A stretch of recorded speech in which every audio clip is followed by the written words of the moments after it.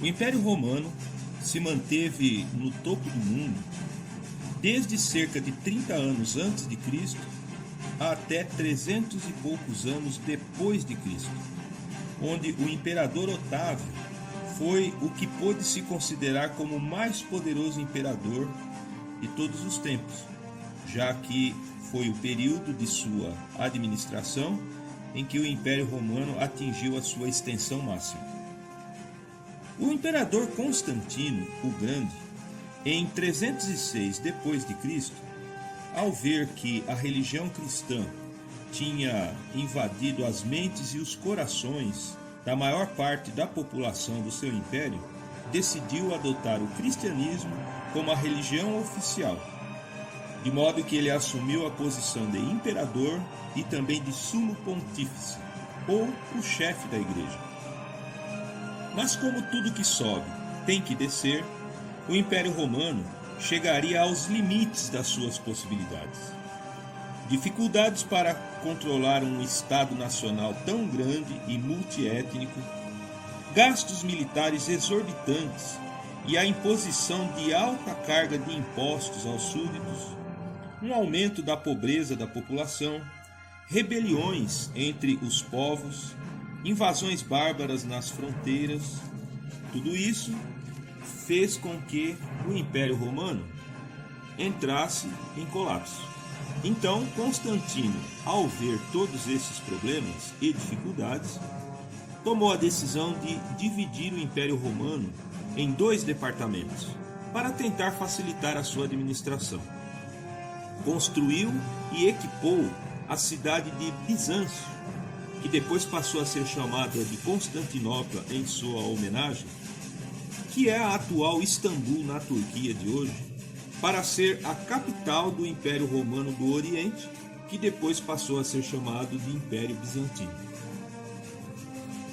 Na parte ocidental do Império Romano, muita instabilidade política e, inclusive, assassinatos de imperadores aprofundaram a crise, de modo que povos germânicos provenientes do norte da Europa, que eram chamados pelos romanos de bárbaros, no início, fugindo das incursões violentas dos hunos, migraram para dentro dos limites do Império Ocidental, mas depois passaram a invadir, se aproveitando da crise e do enfraquecimento do Império Romano, sendo que em 410 a cidade de Roma fora saqueada e tomada por Odoacro, rei dos Érulos, um povo germânico vindo do norte da Europa, marcando assim o fim do Império Romano do Ocidente.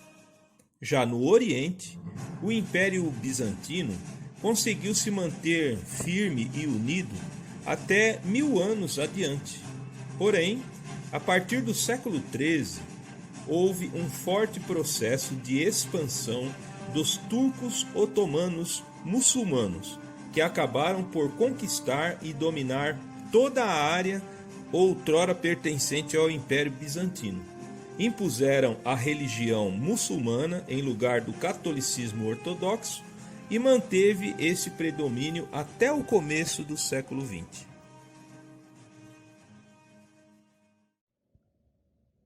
A invasão dos germanos érulos, sob a liderança de Odoacro, sobre Roma, marcou o fim do Império Romano do Ocidente, marcou também o fim da Era da Antiguidade e deu início à Idade Média, ou a Era Medieval.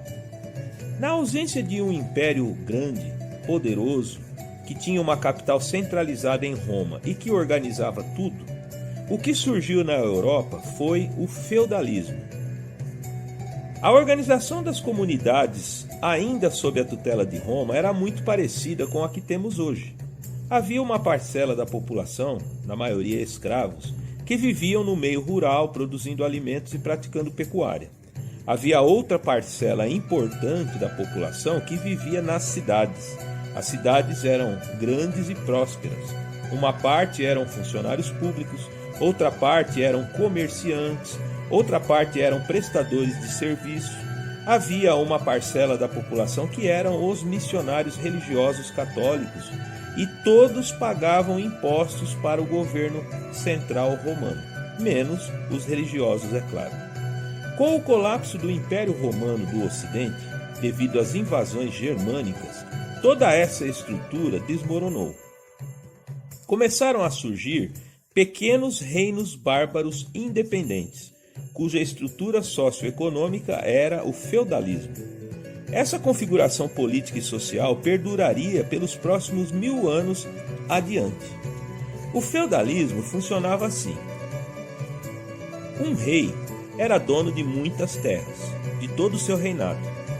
Porém, ele precisava de um exército para proteger os limites desse reino, porque as invasões eram constantes. Esse período foi sacudido pelas invasões dos hunos. Eles vinham e derrubavam tudo e atormentavam e aterrorizavam as populações, de modo que esses germânicos do norte precisavam fugir desses ataques. Foi assim que invadiram os territórios romanos. O rei, na realidade, temendo as invasões, não tinha dinheiro suficiente para manter um exército capacitado e de prontidão para responder a algum ataque ou invasão. Então, ele concedia terras ou feudos a um cavaleiro ou combatente em troca de lealdade e mobilização em caso de uma guerra, e também em troca de impostos. Este cavaleiro, que agora passava a ser um senhor feudal, tinha 3 missões básicas. Primeiro, ele tinha que formar e manter uma guarnição de soldados combatentes, sempre em estado de prontidão, para atender ao chamado do rei. Segundo, ele tinha que dar emprego, proteção e gerar atividade agropastoril nas suas terras para a população pobre. E terceiro, ele tinha que pagar impostos e devotar lealdade ao rei, que fora quem lhe outorgara as terras. A principal característica da organização social feudal era que o rei era o chefe supremo. Embora existissem leis, era o rei que as interpretava, pois ele era o líder supremo. Os clérigos católicos eram sempre favoráveis ao rei, pois era o rei que concedia terras para a igreja e instituía o dízimo, de modo que a Igreja Católica tinha muito poder e influência. A Igreja Católica ajudava ao rei na forma de amparo espiritual e sempre admoestava os membros da igreja a serem trabalhadores, prestativos, conformados com a situação, pois tudo isso fazia parte da vontade e dos propósitos de Deus. Os senhores feudais, logicamente, eram ricos e poderosos, pois recebiam as terras, a autoridade e o poder militar, de modo que quem não fosse da família real, ou não fosse um clérigo da igreja, ou não fosse parente do senhor feudal, não tinha muita chance de melhorar de vida. Porém, como o padre mandava e o patrão também era poderoso, todo mundo obedecia, todo mundo trabalhava e cada um ficava contente com aquilo que lhes cabia, ou não.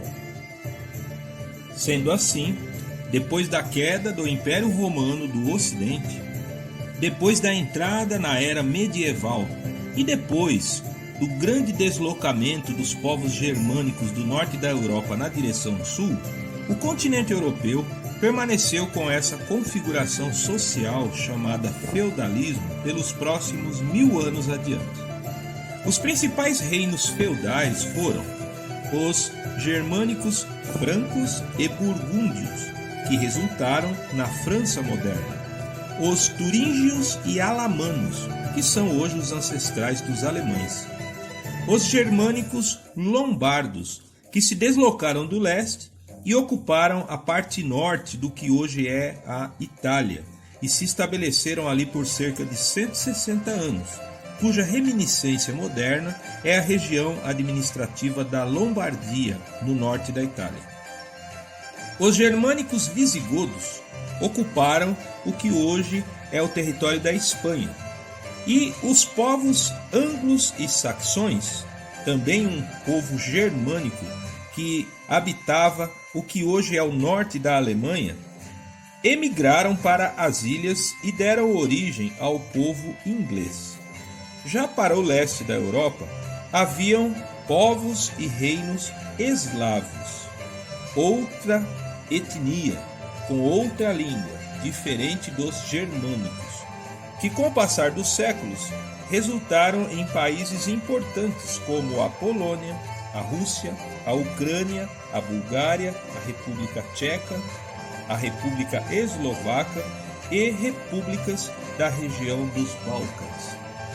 Com a Europa então fragmentada em pequenos reinos, tais reinos poderiam aumentar em tamanho, extensão e poder, ou também diminuir. Um caminho era através da guerra, da conquista e das invasões. O outro caminho era através de casamentos entre as famílias de herdeiros dos tronos. Assim surgiram então as grandes famílias de monarcas ou as grandes dinastias europeias, como por exemplo a dinastia Merovingia, que governava o reino dos francos. Clovis, o primeiro rei que uniu os povos francos num reino só, é considerado até hoje como o primeiro rei da França. A dinastia Carolíngia, que substituiu a dinastia Merovingia sob os auspícios de Carlos Magno, fora a dinastia Carolíngia que erigiu o Sacro Império Romano Germânico, que durou do ano 500 até o ano 1800 da nossa era moderna. Havia também a Casa dos Bourbon. Esta família real teve monarcas que governaram ao mesmo tempo parte da Espanha, França, Áustria, a parte norte da Itália, com destaque para o rei Luís XV e seu filho Luís XVI, que fora derrubado e decapitado no advento da Primeira Revolução Francesa. O rei da Espanha da atualidade é da família Bourbon. Esta família Bourbon já fez parte da realeza de Portugal e, consequentemente, do Império do Brasil. Carlota Joaquina, esposa do rei Dom João VI, que emigraram para o Brasil fugindo das guerras napoleônicas, era da família Bourbon. Temos que falar também da Casa Real dos Habsburgo, que na maior parte da duração do Sacro Império Romano Germânico, esta Casa Real governou este Império Europeu. Também, sob Carlos V de Habsburgo, foi o reinado mais extenso, onde governaram a Espanha, a Áustria, a Holanda, a Hungria, o norte da Itália e Portugal, tudo ao mesmo tempo. A origem desta família real é na Suíça, no século XI.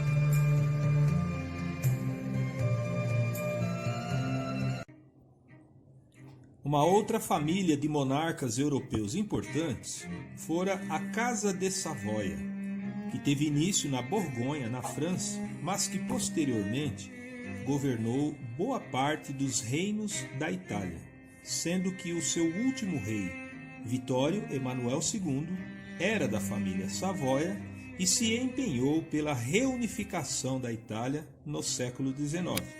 Itália, que tinha a sua administração dividida entre a Áustria, a França e os estados pontífices de Roma. Também falamos da dinastia Tudor, a qual pertence o conhecido e famoso na história rei Henrique VIII, e também a dinastia ou a Casa de Windsor, a qual pertence a rainha Elizabeth II da Inglaterra. Por último, falamos da dinastia Romanov, do Império Russo, que governou a Rússia por 300 anos, sendo talvez a mais rica e a com maior propriedade de terras de toda a história das famílias monárquicas da Europa.